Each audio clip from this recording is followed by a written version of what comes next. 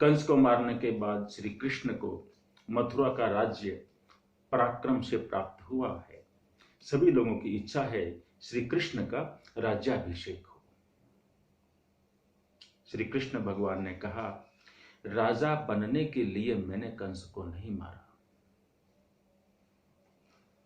कंस प्रजा को बहुत त्रास देता था, दुख देता था, कष्ट देता था, पीड़ा देता था, इसलिए मैंने कंस को मारा है। मुझे राजा नहीं बनना।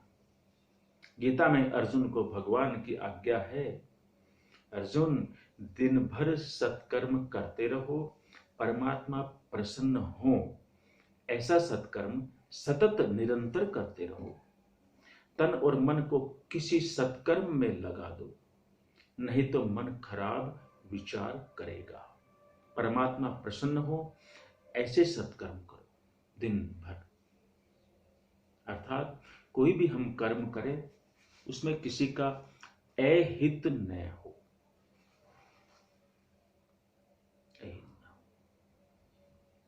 प्रभु प्रसन्न हुए कि नहीं, यह जानने की एक युक्ति है, उपाय है कि हमारे प्रभु हमारे कर्म से प्रसन्न हो रहे हैं भी या नहीं। जो काम करने पर आपका मन शांत रहे, मन प्रसन्न रहे, आनंद मिले, समझना प्रभु प्रसन्न हुए। और जिस काम को करने पर मन अशांत हो जाए, उद्विग्न हो जाए, मन चंचल हो जाए, समझना प्रभु अप्रसन्न हुए हैं, नाराज हुए हैं। परमात्मा प्रसन्न हो ऐसे कोई भी सत्कर्म करते रहो। किसी से कोई अपेक्षा मत रखो, कभी किसी से भी निरपेक्ष रहकर सत्कर्म करो। ऐसी भी इच्छा न रखें कि कोई हमारे लिए अच्छे शब्द बोले, हमारी प्रशंसा करे, ऐसी भी इच्छा नहीं रखनी चाहिए। मेरी कोई निंदा नहीं करे, मेरा कोई अपमान नहीं करे, ऐसी इच्छा जो रखता है उसका मन भी अशांत रहेगा, अशांत रहेगा। इसलिए सदा सत्कर्म हम करते रहें।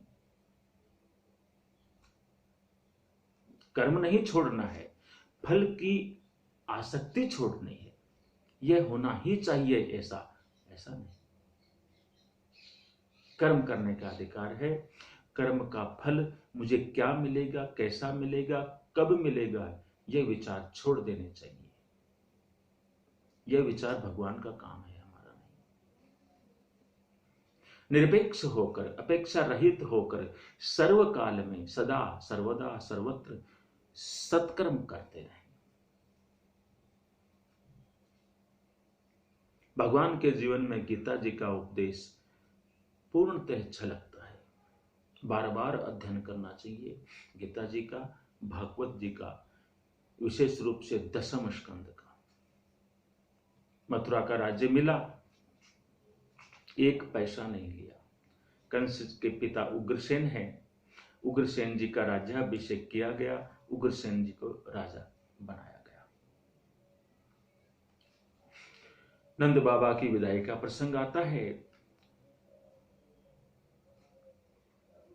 भागवत में नंद बाबा की विदाई के संबंध में एक दो श्लोक ही मिलते हैं, अन्य दूसरे ग्रंथों में थोड़ा विस्तार मिलता है। नंद बाबा मथुरा के बाहर बगीचे में ठहरे हुए थे। नंद बाबा को अब गोकुल जाना है, गोकुल जाने की इच्छा होती है। अपने कन्हैया को मैं मथुरा में लाया था, बड़े बड़े कार्य हुए, मेरा कन्हैया थक गया होगा, उसको बहुत सहन करना पड़ा है, ऐसा सोच रहे हैं। अब मैं कन्हैया को गोकुल ले जाऊंगा और बहुत सारा माखन मिश्री खिलाऊंगा, उसको विश्राम दूंगा, विश्राम करवाऊंगा उससे। सायकाल हुआ, गोकुल जाने की इच्छा हुई, परंतु जहां ठहरे हुए थे वहां कन्हैया नहीं आया। प्रतीक्षा करते हैं, श्री कृष्ण बलराम आए नहीं। नंद बाबा बड़े भोले हैं, अति सरल हृदय हैं। नंद जी विचार करने लगे, मेरा कन्हैया ऐसा सुंदर है, जो एक बार मेरे कन्हैया को देखता है वह उसके पीछे पागल ही हो जाता है। अवश्य ही कोई यादव मेरे कन्हैया को अपने घर ले गया होगा, कल आ जाएगा प्रातःकाल। चिंतन करते रहे कृष्ण का। प्रातः काल में गर्गाचार्य जी नंद बाबा से मिलने के लिए आए हैं। गर्गाचार्य जी ने नंद बाबा से कहा, बाबा श्री कृष्ण देवकी का 8वां पुत्र है। अब सभी की इच्छा है वह मथुरा में ही रहे, अब वह गोकुल नहीं जाए, वसुदेव जी का पुत्र है वह। नंद बाबा ने जब सुना तो व्याकुल हो गए। बोले, कोई कंजूस जब बहुत परिश्रम करके थोड़ा सा धन संग्रह कर ले और उसका वह धन फिर लुट जाए, चला जाए, तब उसको कैसा दुख होता है। कन्हैया ही मेरा धन है।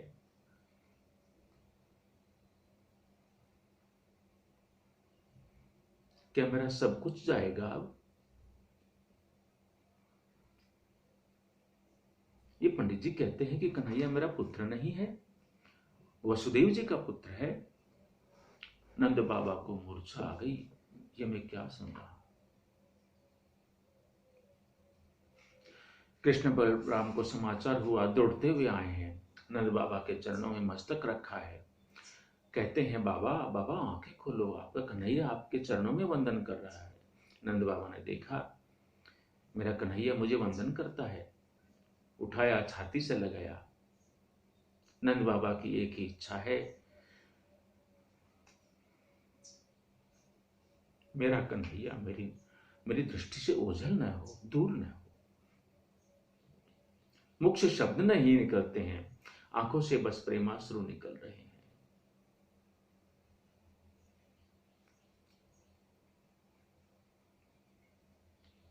भगवान भी विचार कर रहे हैं, सावधान है कि नंद यशोदा को दुख न हो, इनको जरा भी दुख नहीं होना चाहिए।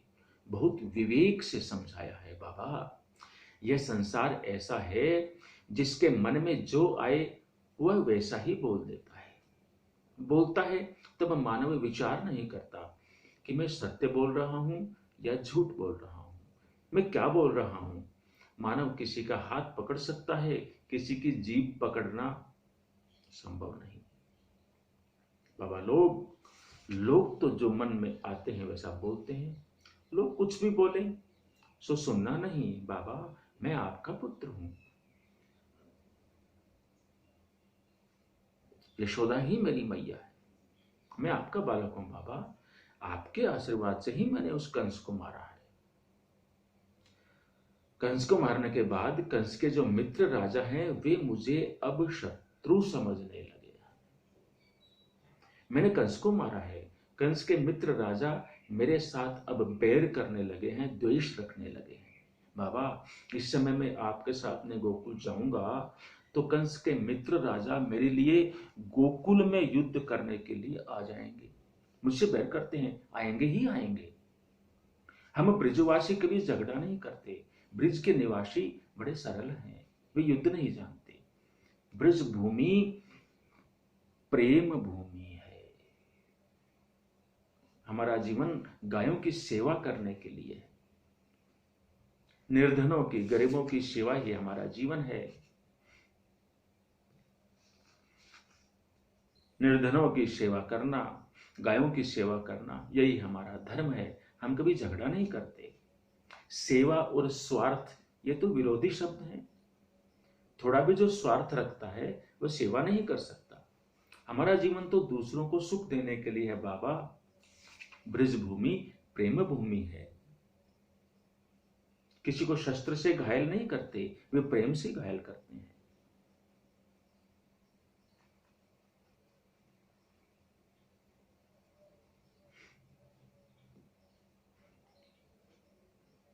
मैं आपके साथ में गोकुल जाऊंगा तो राजा लोग वहां युद्ध करने के लिए आएंगे, ब्रजवासियों को मारेंगे, बड़ा दुख होगा, पीड़ा होगी, कष्ट होगा। इसलिए मैंने जगत को ऐसा कहा है कि मैं देवकी का 8वां पुत्र हूं। मैंने झूठ कहा है लोगों से, मैंने ही कहा है। मेरी मां तो यशोदा है वास्तव में, मैं तो वास्तव में आपका ही बेटा हूं। मैंने ब्रजवासियों को कोई दुख न हो, वहां कोई कंस का मित्र राजा वहां आक्रमण न करे, इसलिए मैंने ऐसा कहा है कि मैं वसुदेव जी का पुत्र हूं। और वे लोग यहीं आक्रमण करें। आपके आशीर्वाद से मैंने कंस को मारा है। मेरा देश आज दुखी है, मेरा भारत आज दुखी है। और भी बहुत से दुष्ट राजा हैं जो प्रजा को बहुत दुख देते हैं, इसलिए मुझे कुछ दिन यहां रहना पड़ेगा। हालांकि मुझे यहां रहने की इच्छा नहीं है, परंतु मैं क्या करूं? देश दुखी है, मेरा राष्ट्र दुखी है। दुष्ट राजाओं का विनाश करूंगा, समाज को सुखी करूंगा, धर्म राज्य की स्थापना करूंगा। फिर आपका कन्हैया आपके चरणों में वंदन करने के लिए अवश्य आएगा। बाबा, लोग कुछ भी बोले सो सुनना नहीं है, मैं तो आपका बालक हूं। और देश दुखी है, इसलिए मुझे कुछ दिन यहां रहना पड़ेगा। इसलिए आप जल्दी से यहां से निकल जाएं, आप बिल्कुल चिंता न करें। नंद बाबा रोने लगते हैं। बेटा, मैं अकेला कैसे जाऊं? तुम्हारी मां को मैंने वचन दिया है कि मैं कन्हैया को लेकर आऊंगा। वो बहुत रोएगी। बाबा, मां का हृदय कैसा होता है, मां का प्रेम कैसा होता है, वो कन्हैया जानता है। बाबा, मेरी मां के चरणों में मेरा वंदन कहना। मां को कहना तुम्हारा कन्हैया आएगा, कुछ काम बाकी है, थोड़े से वो करके आएगा। हम सभी सतत ऐसा ही चिंतन करें तो एक दिन कन्हैया जरूर हमारे जीवन में आता है। जो परमात्मा के लिए रोता है उसको बहुत शांति मिलती है। नंद बाबा रो रहे हैं। कोई पैसे के लिए रोता है, कोई पत्नी के लिए रोता है, कोई पुत्र के लिए रोता है। यह जीव कभी भगवान के लिए नहीं रोता।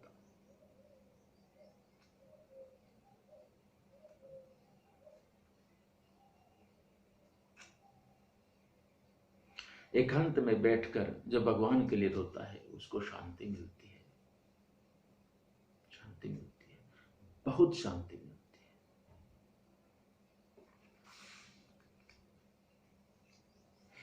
नंद जी को गाड़ी में बैठाया, चरणों में फिर से मस्तक रखा। कृष्ण ने कान में कहा, बाबा, लोग कुछ बोले सो सुनना नहीं, मैं आपका हूं। नंद जी को आनंद हुआ, कन्हैया मेरा है। लाला को आशीर्वाद दिया। ब्रिजवासियों के प्रेम का वर्णन कौन कर सकता है? किसी में ऐसी शक्ति नहीं। श्री कृष्ण बलराम को वसुदेव जी ने फिर यज्ञोपवीत संस्कार करवाया। गर्गाद यदुकुलाचार्याद गायत्रम व्रतमास्थिताऊ, गायत्री मंत्र की दीक्षा दी है। श्री कृष्ण बलराम अब ब्रह्मचारी हुए। ब्रह्मचारी श्री कृष्ण बलराम उज्जैन क्षेत्र में सांदीपनि ऋषि के आश्रम में पढ़ने के लिए आए हैं।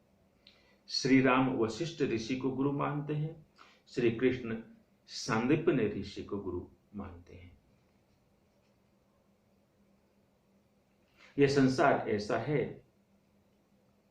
कि संसार में परमात्मा आए तो परमात्मा को भी गुरुदेव की आवश्यकता पड़ती है, क्योंकि लीला करनी है, शिक्षा देनी है जगत को, संसार को, जीवन कैसा होना चाहिए। संसार मायामय है। संसार में जो भी आता है उसको माया मारती है। माया किसी को छोड़ती नहीं। माया में बहुत शक्ति है। इस संसार में ऐसा कौन है जिसको कामदेव ने पागल नहीं बनाया? इस संसार में ऐसा कौन है कि क्रोध में जिसने अपने हृदय को नहीं जलाया हो? इस संसार में ऐसा कौन है जिसको लोभ ने अंधा नहीं बनाया हो? आंखों में धन पैसा आ जाए तो आंख होने पर भी मानव अंधा हो जाता है। कोयले की खान में जो उतरता है उसके कपड़े बिगड़ेंगे ही बिगड़ेंगे। संसार एक कोयले की खान है। संसार मायामय है। संसार में जो आता है उसको माया मारती है, किसी को छोड़ती नहीं। माया बहुत शक्तिशाली है। किसी संत के चरण पकड़ो। भगवान कहते हैं मुझे भी गुरुदेव की आवश्यकता है, मैं संतों की सेवा करता हूं। आजकल बहुत से लोग ऐसे हो गए हैं जो आराम कुर्सी पर पड़े पड़े उपनिषद पढ़ते हैं,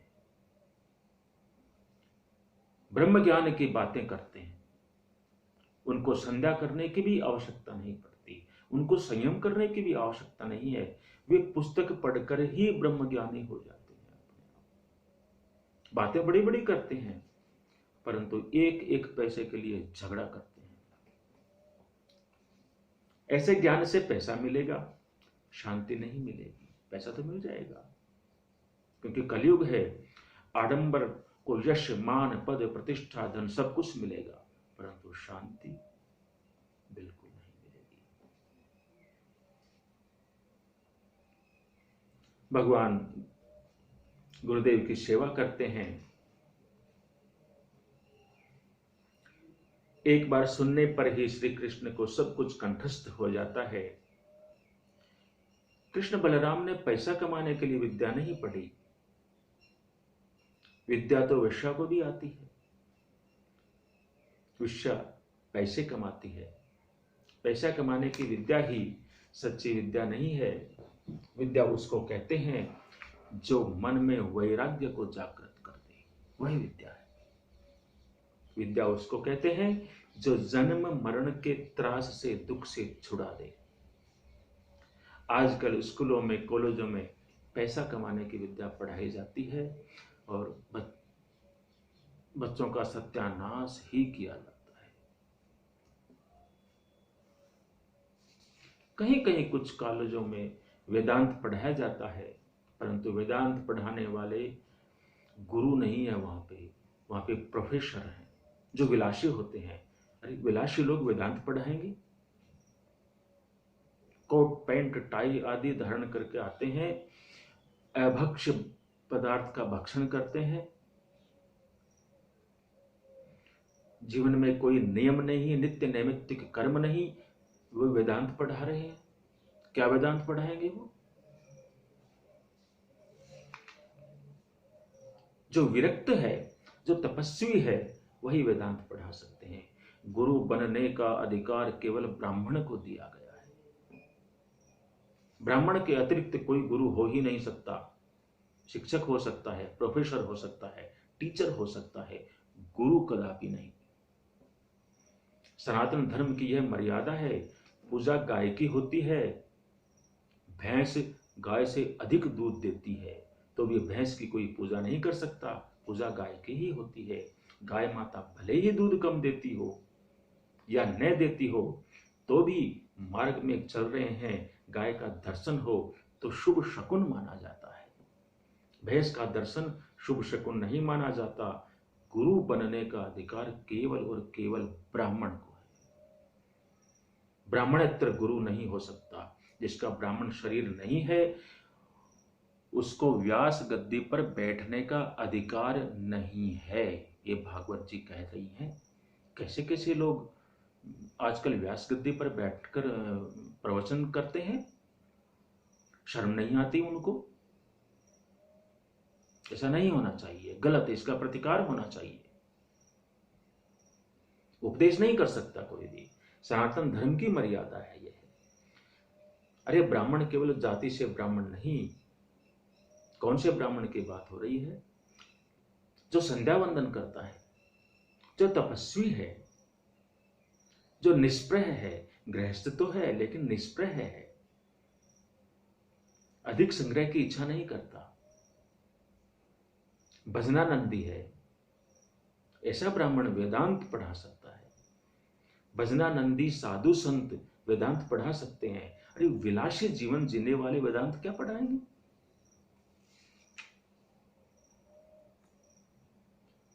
वैराग्य पात्र में ही ज्ञान टिकता है।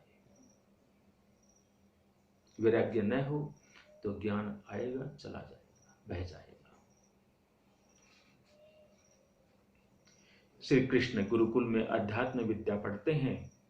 भगवान को तो क्या पढ़ना था, भगवान जगत को शिक्षा देते हैं। गुरुकुल में भगवान जब पढ़ते थे, उस समय अनेक अन्य विद्यार्थी भी गुरुकुल में पढ़ने के लिए आए थे। श्री कृष्ण ऐसे ही एक विद्यार्थी के साथ मैत्री करते हैं। भगवान के ऐसे ही एक परम मित्र का नाम भागवत में आता है। गुरुकुल में तो बहुत से विद्यार्थी पढ़ते थे, परंतु सौराष्ट्र आज का गुजरात क्षेत्र सौराष्ट्र से अतिशय गरीब, निर्धन, अति निर्धन एक ब्राह्मण का बालक वहां पढ़ने के लिए आया था। उसके पास केवल एक लंगोटी ही थी, दूसरा उसके पास कुछ भी नहीं था। वह अति निर्धन था। श्री कृष्ण ने सुदामा को फिर अपना मित्र बनाया। सुदामा संयम की मूर्ति है, पराकाष्ठा है। वेदार्थी संयम के साथ मैत्री करे तो ही विद्या सफल होती है। शास्त्रों में ऐसा लिखा है, विवाह होने के बाद थोड़ा विलासी जीवन हो वहां तक तो ठीक है, परंतु विद्यार्थी का जीवन विलासी हो तो विद्या का विनाश हो जाता है। सभी विद्यार्थी सुदामा के साथ मैत्री करें। सुदामा शब्द का अर्थ होता है सुंदर संयम। संयम के साथ मैत्री करें। आजकल ज्ञान तो बहुत बढ़ गया है। प्राचीन काल में इतनी पुस्तकें जो नहीं थी, ज्ञान को ब्राह्मण अपने मस्तक पर रखते थे, याद करते थे, कंठस्थ करते थे। ऋग्वेद के मंत्र 11,000 हैं। 11,000 मंत्रों का ऋग्वेदी ब्राह्मण उनको कंठस्थ करके अपने मस्तक पे धारण करता था। वेद को श्रुति कहते हैं। श्रूयते इति श्रुति ही। 3 बार जो संध्या करता है, गायत्री जप करता है, वही वेदांत पढ़ा सकता है। गुरुदेव बोले और शिष्य सुने। एक बार सुनने पर वे कभी भूलते नहीं थे। ज्ञान मस्तक में रखते थे, यहां चढ़ाकर। सब कुछ पुस्तक में आकर के रह गया है, मस्तक खाली हो गया है। पुस्तकों के द्वारा ज्ञान का प्रचार तो बहुत होता है, परंतु जीवन में संयम नहीं उतरता। संयम के बिना ज्ञान टिकता नहीं। ज्ञान प्राप्त करना कठिन नहीं है, परंतु ज्ञान को टिकाकर रखना बहुत कठिन है।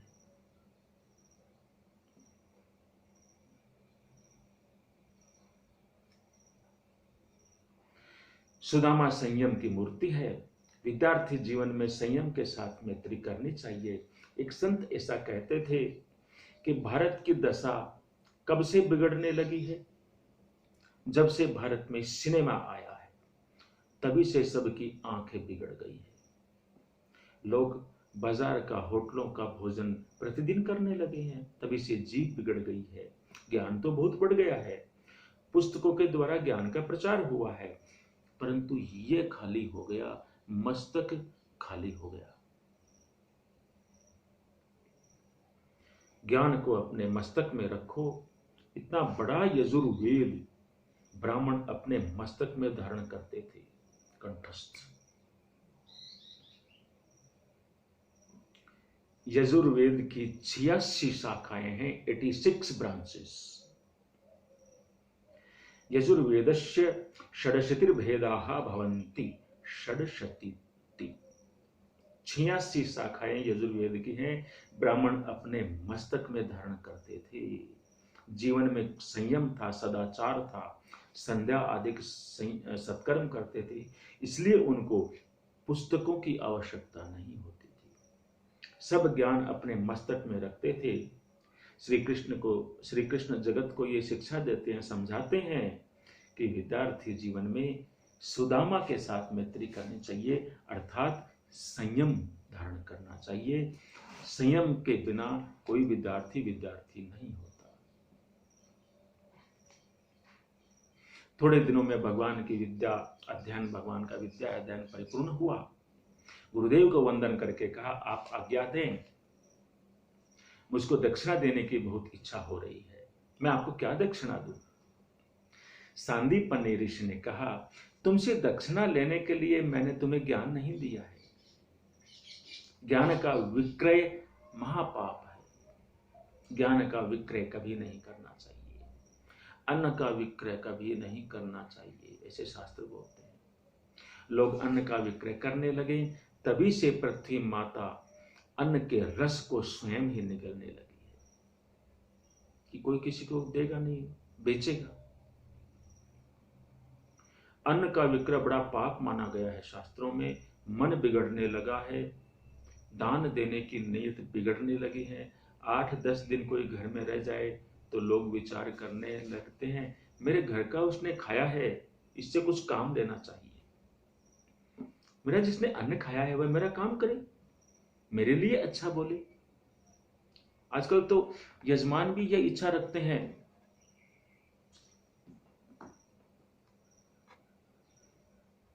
कई यजमान ये इच्छा रखते हैं कि कथा वक्ता बीच बीच में हमारी प्रशंसा भी करे कि हमने कथा करवाई है। राम राम राम।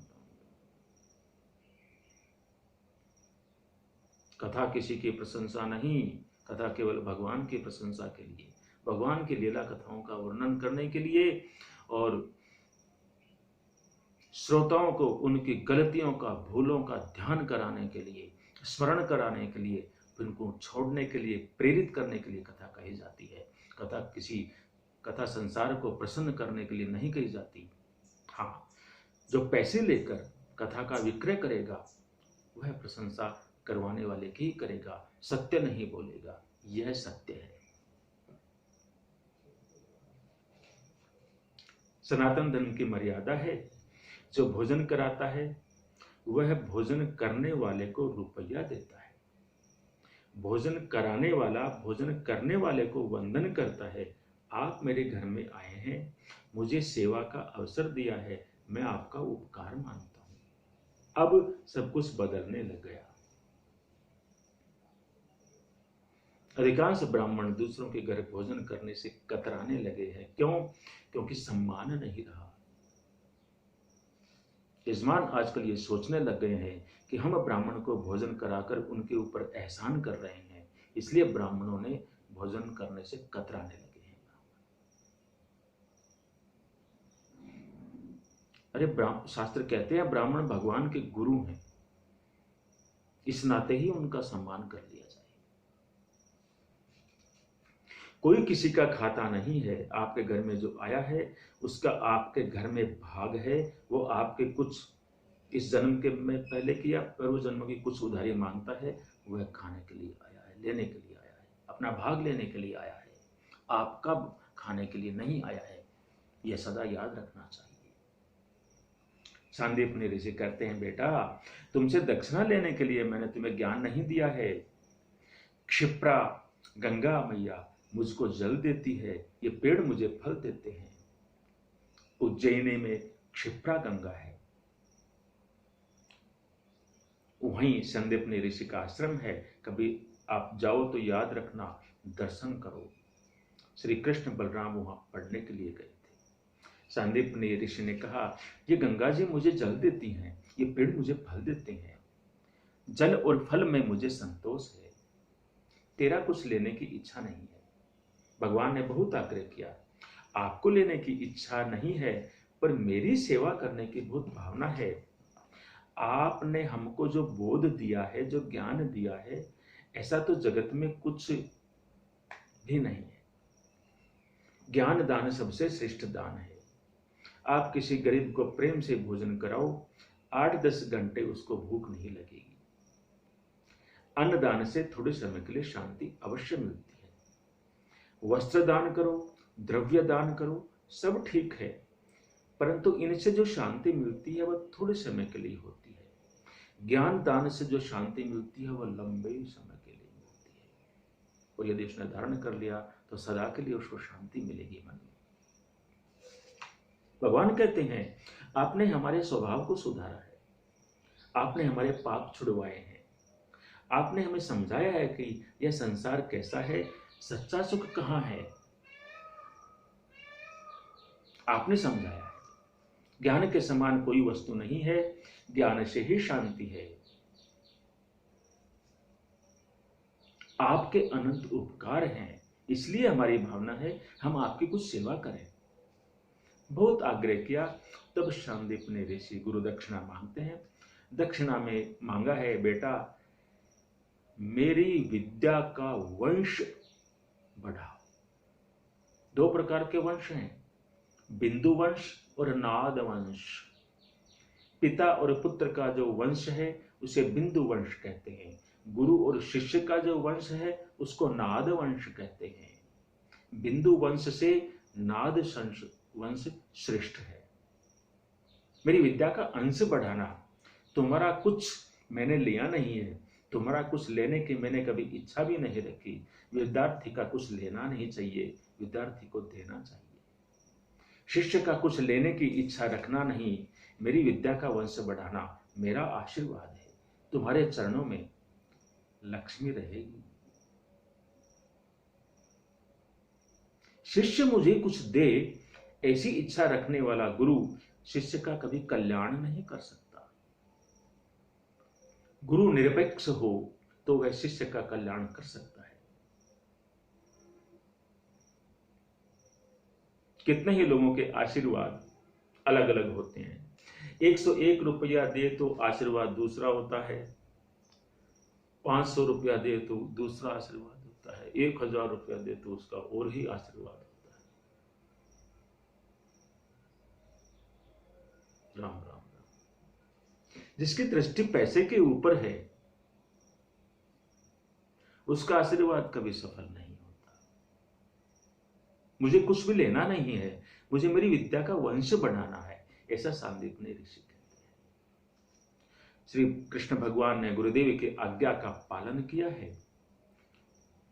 गीता के प्रारंभ में अर्जुन ने कहा है, मैं आपका शिष्य हूं, शिष्यस्ते हम शादी माम त्वाम प्रसन्नम। मैं आपका शिष्य हूं, अर्जुन ऐसा कहता है।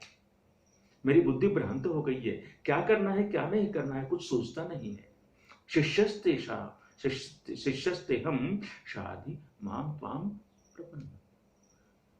मैं आपकी शरण में आया हूं, आप मेरे गुरु हैं, आप मुझे समझाएं। अर्जुन जब श्री कृष्ण को गुरु मानते हैं तब श्री कृष्ण भगवान गीता का अपना प्रवचन प्रारंभ करते हैं, उससे पहले नहीं किया।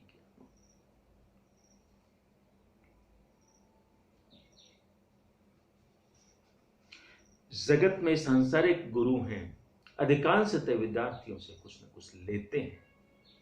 श्री कृष्ण भगवान ऐसे गुरु हैं जो शिष्य की सेवा करके शिष्य को ज्ञान देते हैं। ऐसे गुरु हैं श्री कृष्ण। श्री कृष्ण को गुरु बनाओ।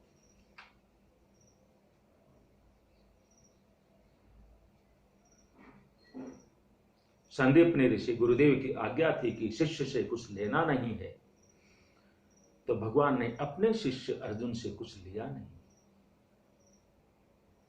उसकी आज्ञा का पालन किया, उसके सारथी बने।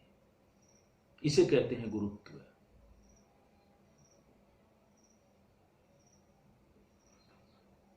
परंतु भगवान कृष्ण की यहां गुरु की सेवा करने की बड़ी इच्छा है। अंदर गए, गुरु माता को, गुरु पत्नी जो सांदीपनि ऋषि की पत्नी थी वो उनकी माता हुई, वंदन कहा, माँ गुरु जी कुछ आज्ञा नहीं देते हैं, मुझे सेवा करने की बड़ी इच्छा है। गुरु माता ने कहा, हम एक बार प्रभास क्षेत्र की यात्रा करने के लिए गए थे, वहां मेरा एक पुत्र समुद्र में डूबकर मर गया था। हो सके तो मेरा पुत्र आप ले आओ, मुझे मेरे पुत्र को देखने की बड़ी इच्छा हो गई। भगवान यमपुरी में गए, यमराज के यहां से उस पुत्र को लेकर आए और गुरु माता को पुत्र दिया। मां को बड़ा आनंद हुआ। अति आनंद में जब हृदय पिघलता है तब आशीर्वाद मिलता है। पैसा लेकर जो आशीर्वाद देते हैं उस आशीर्वाद में शक्ति नहीं होती, मात्र शब्द होते हैं। मां को आनंद हुआ, आशीर्वाद मांगने से नहीं मिलता। माता पिता की सेवा करो, वृद्धों की सेवा करो। आशीर्वाद रोज नहीं निकलते, कभी कभी मिलते हैं। कभी उनका हृदय पिघल जाए तो पिघले हुए हृदय से आशीर्वाद निकलता है। माँ ने आज आशीर्वाद दिया, ज्ञान कभी भूलेगा नहीं, सरस्वती तुम्हारे मुख में रहेगी, ऐसा आशीर्वाद दिया है। जिनको संतों की कृपा से ज्ञान मिलता है उसका ज्ञान टिकता है, ऐसा भागवत जी कह रहे हैं। पुस्तक पढ़ करके जो ज्ञानी हुआ है वह ज्ञान भूल जाता है।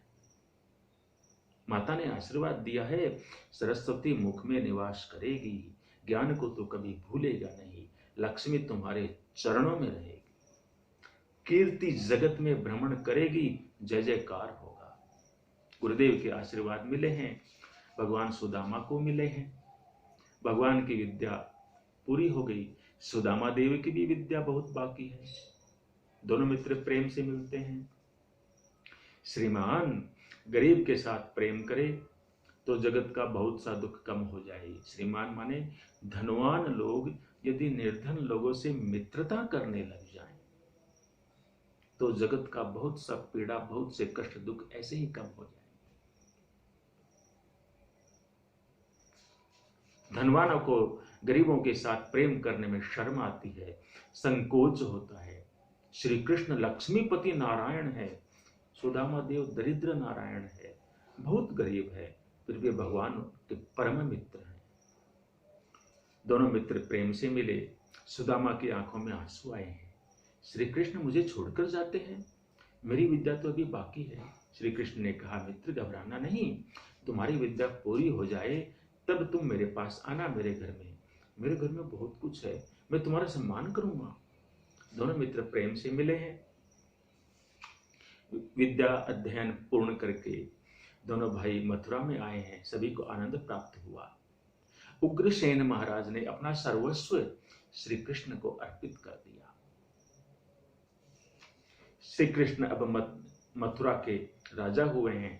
सोने का राजमहल है, 56 भोग की सामग्री तैयार होती है, अनेक प्रकार के उनके श्रृंगार होते हैं, अनेक दास दासियां हैं, अनेक सेवक सेवा करते हैं। थोड़ा विचार करें, गोकुल का जीवन कैसा था, अब वह मथुरा के राजा हो गए। गोकुल में खुले पांव, नंगे पांव, गायों के पीछे पीछे चलते थे, ग्वालों के साथ उनका मुख चाट चाट कर भोजन करते थे। गोकुल का जीवन कैसा सादगीपूर्ण था, आनंद था, प्रेम था। आज वे मथुरा के राजा हुए, अति सुख में हैं। अति संपत्ति में जीव लापरवाह हो जाता है। अति सुख में, अति संपत्ति में भी श्री कृष्ण सावधान है, सतर्क है। ब्रिजवासियों के प्रेम को भूले नहीं है। उद्धव जी को आश्वासन देने के लिए गोकुल में भेजा है। उद्धव जी महाराज बड़े ज्ञानी हैं। गोपियों के सत्संग से उद्धव जी का अभिमान मरा है। उद्धव आगमन की कथा में ज्ञान और भक्ति का मधुर मधुर झगड़ा है। उद्धव जी की निष्ठा है कि ब्रह्म ज्ञान श्रेष्ठ है। अब गोपियों की निष्ठा है कि ब्रह्म प्रेम श्रेष्ठ है। ब्रह्म ज्ञानी, ब्रह्म प्रेमी न हो तो उसको ब्रह्म का साक्षात्कार नहीं होता। जहां कम प्रेम है वहां जीव अपने स्वरूप को छिपाता है। आपके घर में धन कितना है, सोना कितना है, आप सभी को नहीं बताते। कितने ही लोग तो ऐसे हैं कि साधारणतः कोई मानव घर में आया हो तो उसके सामने घर की तिजोरी खोलते भी नहीं है। जहां कम प्रेम है वहां जीव पर्दा रखता है। जहां कम प्रेम है, अपने स्वरूप को छिपाता है। जीव जगत के साथ बहुत प्रेम करता है, इसलिए भगवान माया के पर्दे में अपने स्वरूप को छिपाते हैं। जीव जब ईश्वर के साथ अतिशय प्रेम करता है तभी भगवान माया का पर्दा हटाते हैं। भगवान का स्वरूप हमसे क्यों छिपा हुआ है? क्योंकि हम उनसे प्रेम नहीं करते। जहां कम प्रेम होता है वहां पर्दा होता है, छुपा छुपी होती है, अपना सब कुछ छुपाने का प्रयास किया जाता है। ज्ञानी होना कठिन नहीं है, प्रेमी होना बड़ा कठिन है। गोपियों का आग्रह है कि ब्रह्म प्रेम ही श्रेष्ठ है। गोपियों के सत्संग में उद्धव जी का अभिमान दूर हुआ है। उद्धव जी महाराज गोकुल में गुरु बनने के लिए गए थे, क्योंकि ज्ञान का अभिमान था, ज्ञान को श्रेष्ठ मानते थे। गोपियों का दर्शन हुआ, गोपियों के साथ सत्संग हुआ। उद्धव जी गोपियों की वंदना करते हैं और गोपियों को गुरु मानने लग गई। वंदे नंद ब्रज स्त्रीणाम पाद रेणुमभिक्षणशः।